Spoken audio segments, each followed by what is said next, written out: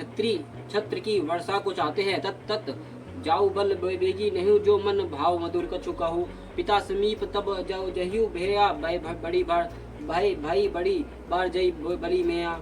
हे तत् मैं बलई लेती हूँ, तुम जल्दी नहा ले और जो मन भाव कुछ मिठाई खा ले। और भैया तब पिता के पास जाना, बहुत देर हो गई है।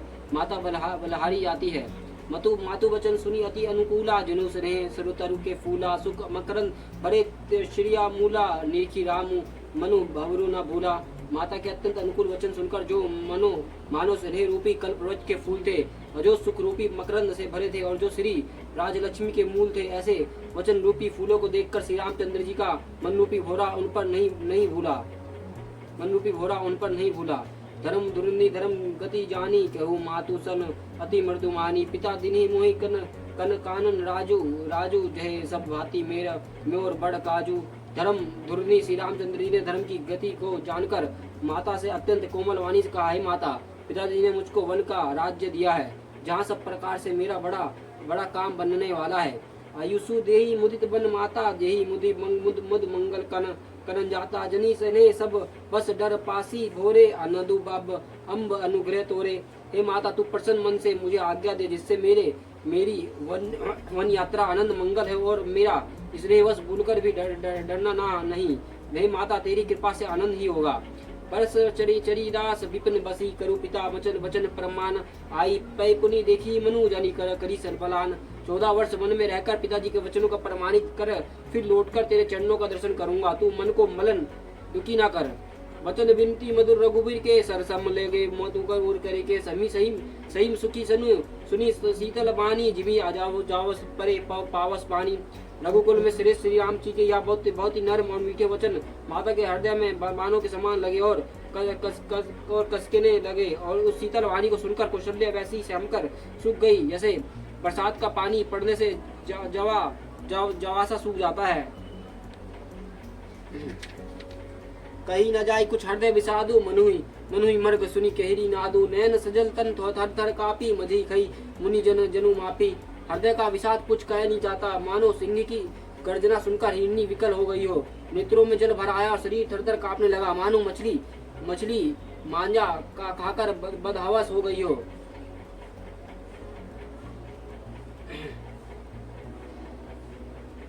धरी धीरजू सतु सुत बदनु निहारी, गदगद वचन कहत महतारी। पिति तुम्हें प्राण प्यारो, देखी मुदित चरित तुम्हारो। धीरज धरकर पुत्र का मुख देखकर माता गदगद वचन कहने लगी, है तत् तुम तो पिता के प्राणों के समान प्रिय हो। तुम्हारे चरित्र को देखकर वह नितय प्रसन्न होते थे। राजू देनु कही सब शुभ दिन साधा, कहू जान बन कही अपराधा। तद सुनाऊ मोही निदानु के वो दिनकर कुल भयु कृषाणु। राज्य देने के लिए उन्होंने ही शुभ दिन सुधवाया था। फिर अब किस अपराध से उन्होंने वन जाने को कहा है, तत् मुझे इसका कारण सुनाओ। सूर्यवंश को जलाने के लिए अग्नि कौन हो गया। निखी राम रुख सची वस्तु करनु के ही बुझाई। सुनी प्रसंग रहु मूक जिमी दासा बढ़नी नहीं आई। तब श्री रामचंद्र जी रुख देखकर मंत्री के पुत्रों ने सब कारण समझाकर कहा। उस प्रसंग को सुनकर वो गूंगी जैसी रह गई, और उनके दशा का वर्णन नहीं किया जा सकता। रखी न सकई न कही सक जाहू, दोही भाती उर धनु दाहू। लिखत सुधाकर गा लिखी राहू, विधि गति बाम सदा सब काहू। ना रखी सकती है ना कही सकती है कि वन चले जाओ। दोनों प्रकार से हृदय में बड़ा भारी संताप हो रहा है। मन में सोचती है कि देखो, विधाता की चाल सदा सबके लिए टेढ़ी होती है। लिखने लगे चंद्रमा लिख गया राहू।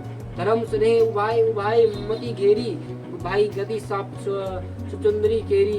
रखो सुति करो अनुरोधु, धर्मु जई अरु बानु विरोधु। धर्म और स्नेह दोनों के कौशल्या जी का बुद्धि घेर लिया। उनकी दशा साप और चुचंदर की सी हो गई। वो सोचने लगी, यदि मैं अनुरोध करके पुत्र को रख लेती हूँ तो धर्म जाता है और भाइयों में विरोध होता है।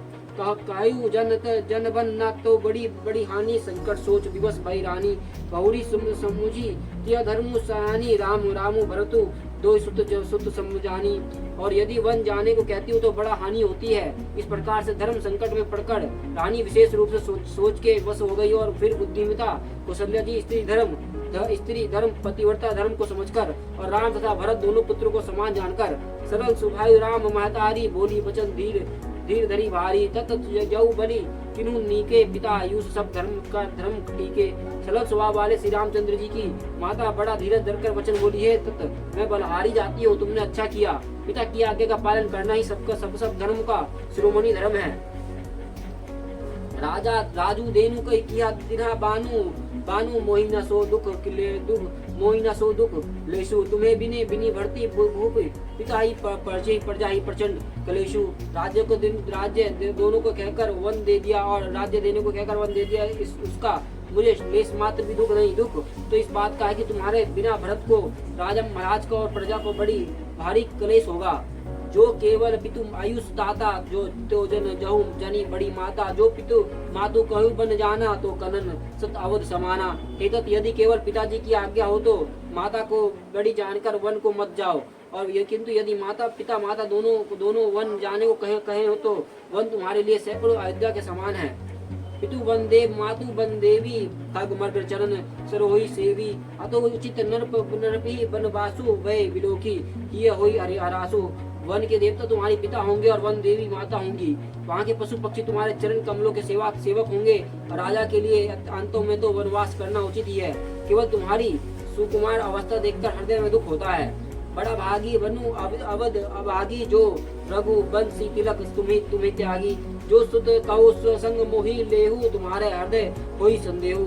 हे रघुवंश के तिलक बना वन बड़ा भगवान है और वह अवध अभागी है जिसे तुमने त्याग दिया है। पुत्र यदि मैं कहूँ कि मुझे साथ ले चलो तो तुम्हारा हृदय में संदेह होगा कि माता इस बहाने मुझे रोकना चाहती है। पूत परम प्रिय तुम्हें सभी के प्राण के जीवन जी के। मैं तुम्हें कहूँ मातु बन जाऊं मैं सुनी वचन बैठी पछताऊं। हे पुत्र तुम सभी के परम प्रिय हो, प्राणों के प्राण और हृदय के जीवन हो। वही प्राणधार तुम कहते हो कि माता मैं उनको जाऊं और मैं तुम्हारे वचन को सुनकर बैठी पछताती हूँ। यहाँ विचारी नहीं कराऊ हट झूठ स्नेह बढ़ाई। मनु माता कर नत बलि सुरत बिसरी जनिलाई। या सोचकर झूठ स्नेह बढ़ाकर मैं हट नहीं करती। बेटा मैं भले ही लेती हूँ कि माता नाता मानकर मेरी सुध भूल न जाना। देव पितृ सब तुम्ही गोसाई रखू पालक नयन की नाई। अवधि अब अम्बु प्रिय परिजन मीना तुम्हें करुणा कर धर्म धूरीना। हे गोसाई सब देव और पितर तुम्हारे वैसे ही रक्षा करें जैसे पलके आंखों की रक्षा करती हैं। तुम्हारे वनवासी की अवधि जल है और प्रियजन और कुटुंबी मछली है। तुम दया की खान और धर्म की दूरी के धारण करने वाले हो। अस बिचारी सोई करे उपाई सबू जियत जई बटे आई। जे जाऊ सुखेने बनी जाऊ करी अनाथ जन परिजन गाऊ। ऐसा विचार कर वही उपाय करना जिससे सबको जीते जी तुम वहाँ मिलो। मैं बलिहारी जाती हूँ, तुम सेवक को परिवार वाले और नगर भर के अनाथ और सुख पूर्वक वन को जाओ। सब कर आजु सकृत फल बीता भयो कराल अर्कल कलु प्रीता। बहुविधि विलाप चरण लपटानी मकरम अभाग्नि कहू अपहु जानी। आज सबके पुण्य का फल पूरा हो गया, कठिन काल और हमारे विपरीत हो गई। इस प्रकार बहुत विलाप करके और अपने को राम परम अभाग्नि जानकर माता श्री रामचंद्र जी के चरणों पे लिपट गई। दुसा दहु पूर्व व्यापा बरनी न जही विलाप कलापा। राम उठाई माता उड़लाई कही मृदु वचन बहुरी समझाई। हृदय में भयानक दुसा संताप छा गया और उस समय भाव विधि विलाप का वर्णन नहीं किया जा सकता। श्री रामचंद्र जी ने माता को उठाकर हृदय से लगा लिया और फिर कोमल वचन कहकर उन्हें समझाया। समाचार तेरी समय सुनी सिया उठी अकुलाई। जय ससु पद कमल जुग बेबंदी बैठी सिर नवाई। उस समय यह समाचार सुनकर सीता जी अकुला उठी और सास के पास जाकर उनके दोनों चरण कमलों की वंदना कर सिर नीचे करके बैठ गई। दिनी आशीष ससु मृदुबानी अति सुकुमारी देखी अकुलानी। बैठी नमित मुख सोचित सीता रूप रसी राशि पति प्रेम पुनीता। सास ने कोमल वाणी से आशीर्वाद दिया और सीता जी को अत्यंत सुकुमारी देखकर व्याकुल हो उठी और रूप की राशि और पिता के साथ पवित्र प्रेम करने वाली सीता जी नीचे मुख किए बैठी सोच रही हैं। चलन चाहत बन जीवन नाथु कहे सकृत सन कोई साथु। के कीर्तन प्राण के केवल प्राणा विधि कर्तव्य कुछ जय कछु जय न जाना। जीवननाथ प्राणनाथ वन को चलना चाहते हैं। देखो किस पुण्य वन से उनका साथ होगा। शरीर और प्राण दोनों साथ जाएंगे या केवल प्राण ही से इनका साथ होगा। विधाता की करनी कुछ जानी नहीं जाती। चारु चरण नख लेखित धरनी नपुर मुखर मधुर कब बरनी मनु प्रेम बस विनती कराई हमी सियापत जनी परी राई। पिताजी के अपने सुंदर चरणों को नख से धरती पर कुरेद रही और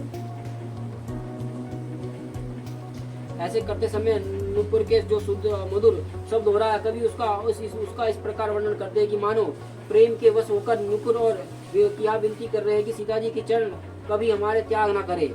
मंजू विलोचन मोचित बारी बोली देखी राम महतारी तत सुनु सिया अति को सुकुमारी सात सुर परिजनी प्यारी। सीता जी सुंदर नेत्रों से जल बह रही है और उनकी आदशा देखकर श्री राम जी का माता कौशल्या जी बोली है तत् सुनो सीता अत्यंत सुकुमारी है तथा सास ससुर और कुटुंबी सभी की प्यारी है।